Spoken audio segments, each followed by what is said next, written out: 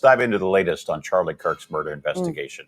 The suspect, Tyler Robinson, there he is. He's scheduled to appear in court virtually later today. Utah's governor said Robinson is not cooperating with law enforcement and may have been radicalized online. As we said, he will not be actually physically in court, but the courthouse is in Provo, Utah. This is getting underway at 3 p.m. local time there. That's 5 p.m. for those of us on the East Coast. For the latest, our Mid-America correspondent Jeremy Ross is in Chicago. He's been following this case from the minute it broke. Jeremy, what's the latest? And good morning. Charlie Kirk growing up about 40-minute drive from my location here in suburban Chicago. Vigil was held for him this weekend in the suburbs. Now, prosecutors are preparing to file a capital murder charge today against the Utah man who authorities say held a leftist ideology and may have been radicalized online before he was arrested, ultimately in this assassination. Not a ton of details out just yet, but today starts the process that we should start to hear a lot of the factual information about what he is accused of. Tyler Robinson, the 22-year-old suspect in Charlie Kirk's killing, appears to have confessed to friends in an online chat shortly before turning himself into law enforcement, according to two people familiar with the chat, screenshots obtained by the Washington Post. We will no doubt hear more about that as the legal proceedings occur. FBI director telling people a DNA match with the suspect did occur on a screwdriver that was found on the roof of a building where investigators believe the fatal shot was fired, ultimately killing Kirk, as well as a towel wrapped around that murder weapon. Now, J.D. Vance, the vice president, sitting in on Kirk's podcast not long ago to share moments and memories of Kirk and place the blame on words of left-wing extremism, in his words. Vice President recently adding that investigations into left-wing groups are underway, and the administration officials signaling nonprofit organizations they might be taking a hard look into, who they say are attempting to wage campaigns violently against targets like federal resources and ICE, as well as Border Patrol agents.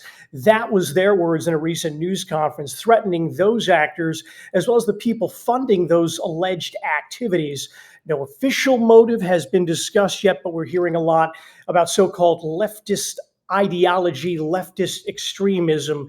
Again, as the case starts, and that begins today, we should start to hear a lot more factual information, what happened, and what that 22-year-old is accused of doing. A lot of people will be focusing on this motive, and prosecutors will often argue it's not necessarily their job to prove a motive. They just need to prove the crime. However, this case, because of the high-profile nature of it, the political ties to it, I would be shocked if we don't see something in terms of an outline of what the motive was and obviously how it all took place. So we'll all be watching and waiting and focusing on this later this afternoon.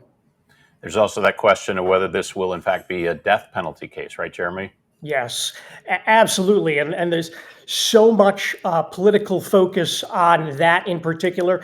And prosecutors will take whatever actions they can within the law to just make sure that they are not only enforcing the law, but leveling all the tools that they can of a prosecutorial nature. And of course, when you have the federal statutes available there, that is one of those tools in the toolbox that they could utilize.